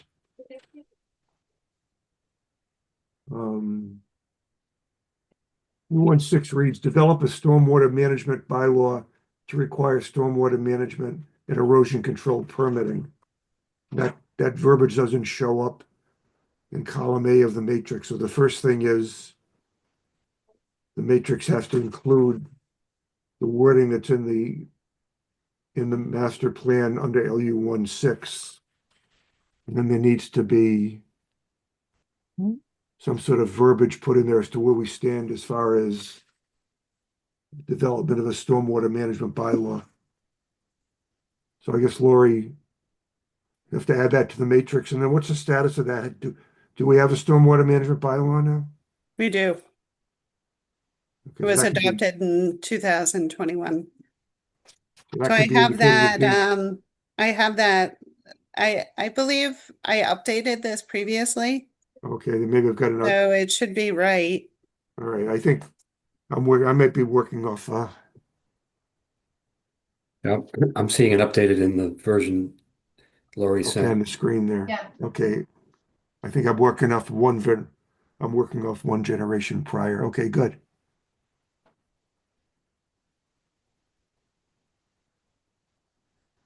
Okay, so that's in pretty good shape. 1.7 monitor stormwater management plans. Great for the operations and maintenance of real estate developments.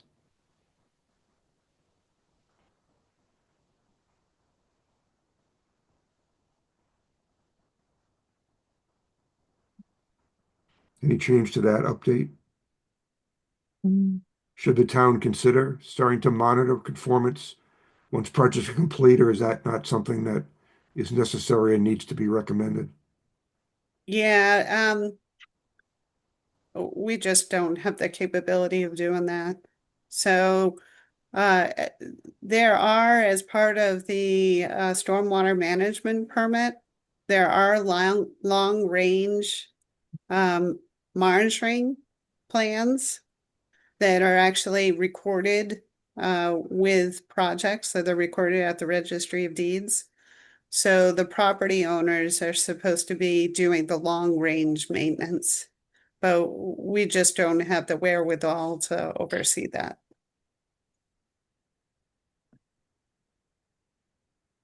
So it's in their best interest to ensure that it's functioning properly. Yeah. And if they don't do so and they have a problem, then of course it's a problem for them, not the town.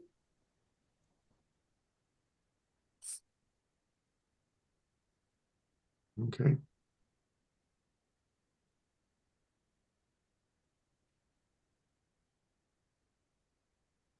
All right, so LU 2.1 through 2.8 were already reported out there. They're included. We reviewed those tonight. They're included in the report that's going to the select board. So I think in the update for this section, we'll just mention that the status of these recommendations were reported in the economic development report that went to the select board on whatever date that's going to be the date of that memo. So I don't think we'll repeat these again in the next update. We'll just refer back to the one we already talked about tonight. What we're doing for time here. See if we can get through the LU. Let's see if we can get through. We don't have too many more to go. Let's see if we can just get through the rest of the LUs and we'll end it there tonight. So moving down to LU 3.1.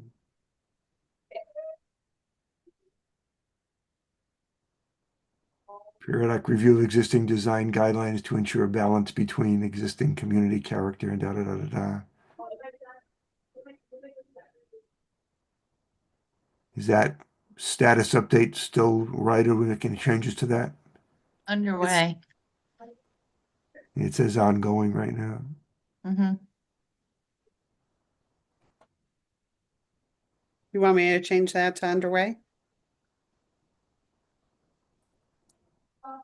Mm, yeah.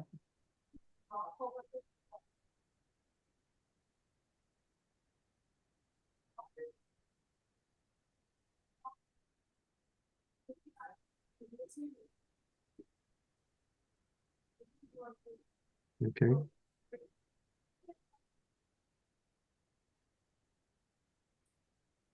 Moving on to 3.2, Chapter 61 programs. Anything more been done since 2024 as far as that goes? John, didn't you guys send out another letter in 25? To property owners? Property owners, yeah. Yes, and in fact, we did a coordinated effort with Sudbury Valley trustees as the senders of the letter, sort of uh, putting more weight behind the conservation options to landowners. You want me to put some update to that? Well, if you could just tell me, I'll finish updating it now. Do you know when that happened? Just in November of 25. I John, believe. were these property owners of a certain size property or all property owners? I wouldn't say a certain size per se, but any any owner of a parcel of undeveloped land, or parcels that are currently under some chapter 61 designation. Okay. So it includes some of the farms or nurseries, for instance. Mm-hmm. Do you What ever was hear the back? size of the parcels, did you say? I don't know that, it's not a size designation thing. It's more like I think our matrix or spreadsheet has every known parcel of land, that a home or business is not already on, that kind of thing. So I'm not quite sure how else to describe it. Mm. All right. You okay with that language? Coordinated outreach effort with large landowners undertaken with Sudbury Valley trustees in November 2025. That's fine.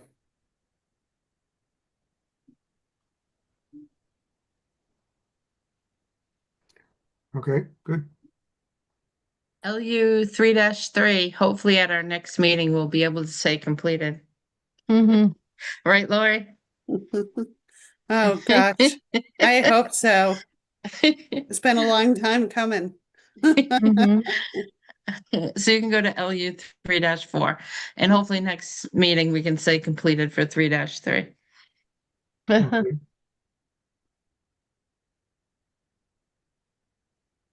3-1, Little notes here. because 3-1 also reports on the design review committee update and guidelines. Yeah, so hopefully it'll be completed. I think we meet next week, Lori, I think, yeah. Yep, next week. Okay.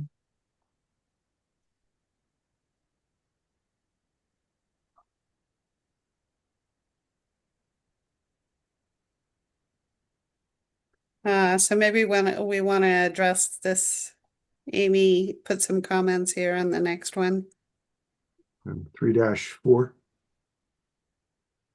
Oh, yeah, we did that the first year we did the hazardous waste bylaw with CMRPC, but then a lot of the surrounding towns are now doing bylaws for the data centers and the battery storage systems.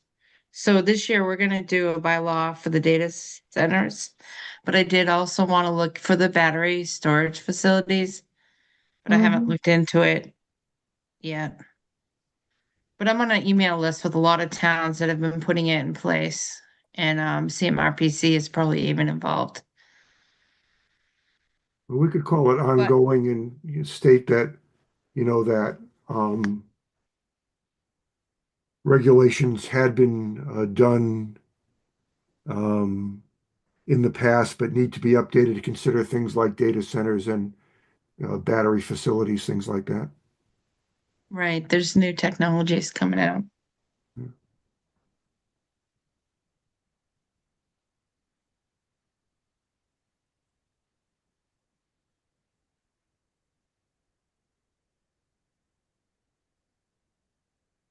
Okay. I'll fix the language later. Okay. Your 4-1, it's not exactly clear on that one, unless it had something to do with a combination of like what this whole MBTA zoning was all about, trying to get to reduce automobile traffic, to try and site certain kinds of development, either residential or business, close to train stations and stuff like that. Mm-hmm.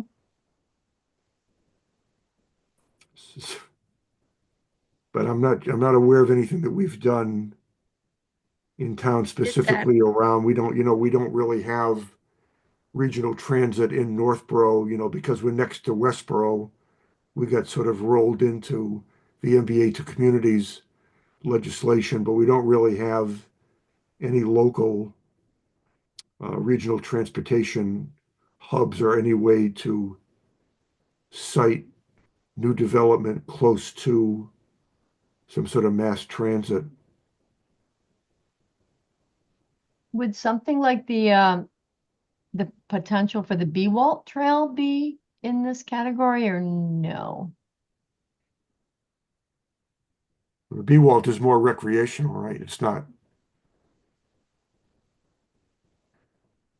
Well, not something it's promoting some linkage value. That is Right. partially true. And cycling could be transportation. Plus I mean, also, what, if we extend it, then it could be used as a commuter option for like the folks who live in Avalon or that residential development in Shrewsbury. Because the B-Wall will go down Otis Street and ultimately connect to the Westboro commuter rail station. Yeah. If it's worth mentioning. Well, we could put a status of underway, and you could put a comment in about, the impact of the B-Walt, what's going on with the B-Walt, some words to that effect, Lori, and a Okay. status of underway. good idea. I think we're kind of stretching this a little bit. I think trying to think back to these discussions, but I think back then, I think the discussion was around something more like, living close or working close to a train station. But I think what we're talking about here, at least, is sort of has the flavor of it. So if we consider the B-Walt as a regional transportation investment, Mm-hmm. I guess we could provide that in there. So let's go with the status of underway. Lori can come up with some words about the B-Walt and how that may tie into this. Okay. Then LU 4-2 is completed. The next one is done. Right. And that was also reported out in the letter we talked about earlier. That was part of the economic development, but Mhm. it's just one item, I can repeat it here. And then 4.3, 4-3,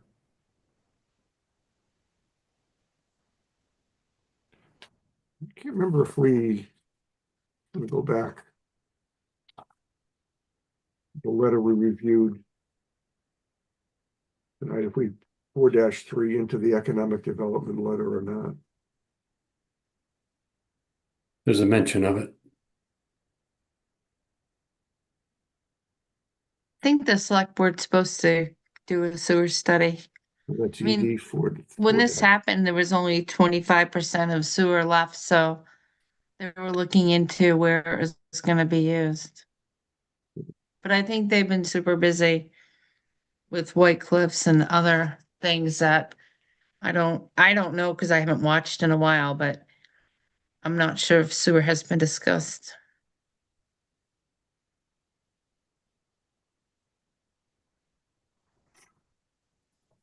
So right now, the status of this is stalled based on the fact that Lori and can't believe I forgot the name of our DP Scott had made a proposal to the select board around expanding water and sewer down there and was not approved by the select board. So I don't know if we want to leave this as stalled.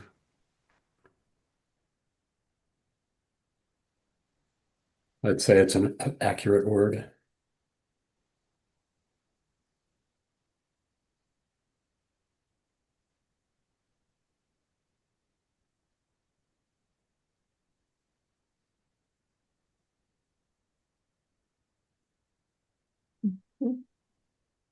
All right, I guess we can leave that there, and we've got, comment that we can add to the update.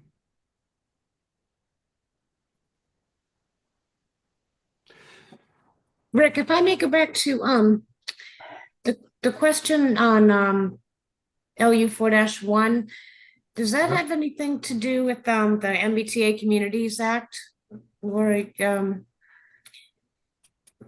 Lori, you're familiar with that?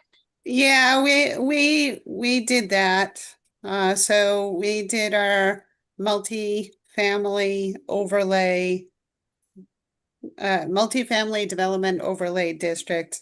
Hmm. That was adopted in 2025.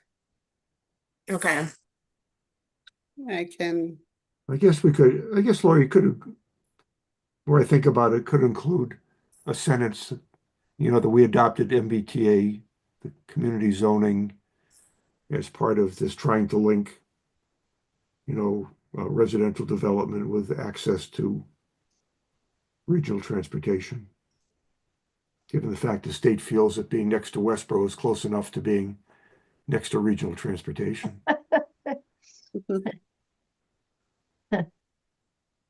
So a combination of BWALT and the MBTA Community Act. So that helps to put some more words behind the underway status.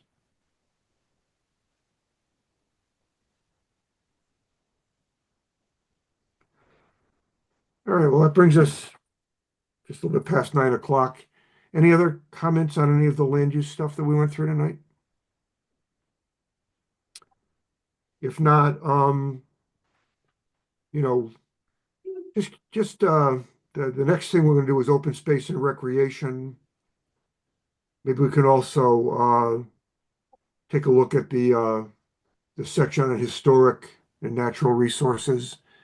Maybe be prepared to talk about both of those sections at the next one. If it turns out we make good progress on that, I think the other sections are a little bit shorter. We can just keep moving, but at least if we could all pay some attention between now and the next meeting to the open space recreation and historic and natural resources sections, we'll try and knock those off at the next meeting. I think at this point, as opposed to sending continual reports to the select board, we'll just sort of send one more report once we're done with the rest of the recommendations summarizing everything else. I think the only one that we're interested in getting there sooner than later was economic development based on the discussions select board is taking around having around an economic development committee or doing something about economic development within the town. So we'll get that to them, and then we can work our way through the rest of these and produce the balance of the report as we go through the rest of this year. Anything else anybody has to bring up tonight? Hearing nothing else, do I have a motion to adjourn the meeting? So moved. Is Second, there a second for that? Can we just say by consensus, we've agreed to adjourn, so we don't have to do the roll call vote? We all set to Agreed. adjourn. Aye, yep. Bye. Very good.